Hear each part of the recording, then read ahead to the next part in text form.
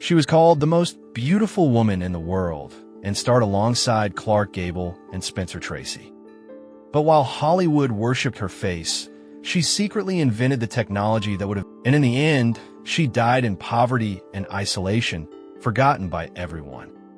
Imagine the flickering light of a silver screen casting long shadows across a room filled with the scent of celluloid and forgotten dreams. You are sitting in the velvet darkness, feeling the weight of invisible eyes judging your every move. You are her, Hedy Lamarr, Hedwig Eva Maria Kiesler. Vienna, 1914. The last golden breath of an empire already rotting from within. A city of crystal chandeliers and muffled secrets, where every waltz hides a looming collapse. You are born into wealth that feels like velvet on your skin and like steel around your throat. Your father, a banker, secretly teaches you mathematics and mechanics. Numbers dance in the dark like fireflies. Your mother polishes you like a precious gemstone. Beauty is your currency. Your mind is your hidden weapon. By the age of 18, you step into the blinding light of a movie set in Prague. 1933. The director whispers, silence. The camera begins to roll. In the film Ecstasy, you do what no one before you dare to do in mainstream cinema. You show the face of a woman in a moment of pure, unadulterated pleasure. The camera lingers. The world recoils. Newspapers scream. Governments ban the film. Churches burn your photographs. Your name becomes both a poison and a perfume. The scandal should have brought freedom. Instead, it forged the bars of a new cage. At 19, you marry Fritz Mandel, an arms tycoon, a collector of weapons, power, and beautiful things. He sees you as the crown jewel of his collection, exquisite, exotic, inaccessible to anyone else. A marble palace near Vienna turns into your prison. Guards at every gate. Not a single phone call without permission. No guests. No freedom. You sit through endless dinners with men who whisper about torpedoes, radio waves, and signal jamming. You smile. You pour the wine. You listen. And every word burns into your memory like acid on metal.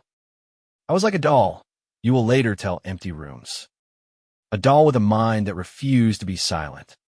The nights stretch on forever.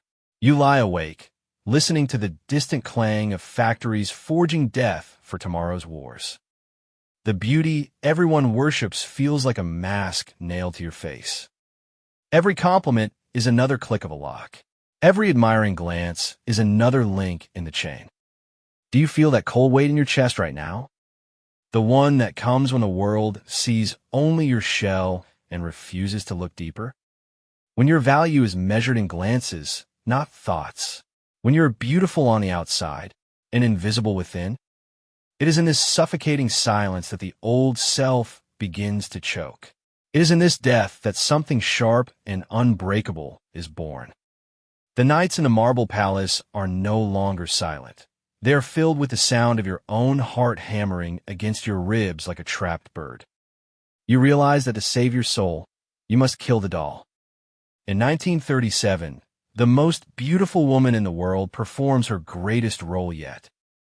You drug your maid, climb through a service window, and disappear into the London fog, leaving behind the jewels, the silk, and the man who thought he owned you. You board the Normandy for America, and by the time the ship docks in New York, you aren't Hedwig Kiesler anymore. Louis B. Mayer has renamed you Hedy Lamarr. But Hollywood is just a bigger cage, decorated with palm trees and false promises. They cast you as the exotic temptress, the oriental mystery, the silent goddess. You share the screen with Clark Gable and James Stewart, but they don't want you to speak, they want you to glow. Any girl can be glamorous, you tell the press with a bitter smile. All you have to do is stand still and look stupid. While the cameras roll, your mind is back in those dark dinners in Vienna. As the world descends into the madness of World War II, you don't go to the parties at Ciro's. You go home to your drafting table. You work until your fingers ache, obsessed with a way to stop Nazi torpedoes from being jammed. You and George Antile bring the Navy a revolution, frequency hopping. A secret code that jumps through the air like a ghost, impossible to catch. You hand them the patent, a gift to save lives. And the admirals laugh. They look at your face, your red lipstick, your perfect hair, and they tell you to go sell war bonds. They tell you that a bombshell shouldn't worry her pretty little head about radio waves. This is the psychological break. This is where the steel snaps. One marriage fails, then another, then 6. Men fall in love with the image on the screen, but they cannot handle the woman in the laboratory. Your children grow distant. The industry that built you begins to discard you as the lines appear on your face. You start to realize that the world has made a deal with you. They will give you fame, but only if you agree to remain invisible. The old Hedy begins to fade into a fog of pills and depression. You are a ghost haunting your own life, an inventor whose greatest work is locked in a Navy drawer, while the woman in the mirror becomes a stranger you no longer recognize. Decades pass in a blur of shadows and silence. Your patent expires, collecting dust while the world moves on. But then, the digital revolution begins to pulse. In 1997, the call finally comes. They tell you that your frequency hopping is the foundation of the modern world, the ghost in the machine of every cell phone, every Wi-Fi signal, every satellite. Your response is just 3 words. It's about time. Recognition didn't bring back the money or the youth, but it restored the truth. You weren't just a face. You were the architect of the future. When you passed away in 2000, your ashes were scattered in the Vienna woods, returning to the very place where the fireflies first sparked your imagination. So, why does her story matter to you today? Because we all live in our own golden cages of judgment and expectation. Every time you're afraid to speak your truth because it doesn't fit your image, you are Hedy in that marble palace. Every time you doubt your brilliance, because the world only sees your surface, you are Hedy being laughed at by the admirals. Her legacy isn't just the internet in your pocket. It's the courage to be more than one thing. It's the permission to be a bombshell and a genius, a dreamer and a disruptor.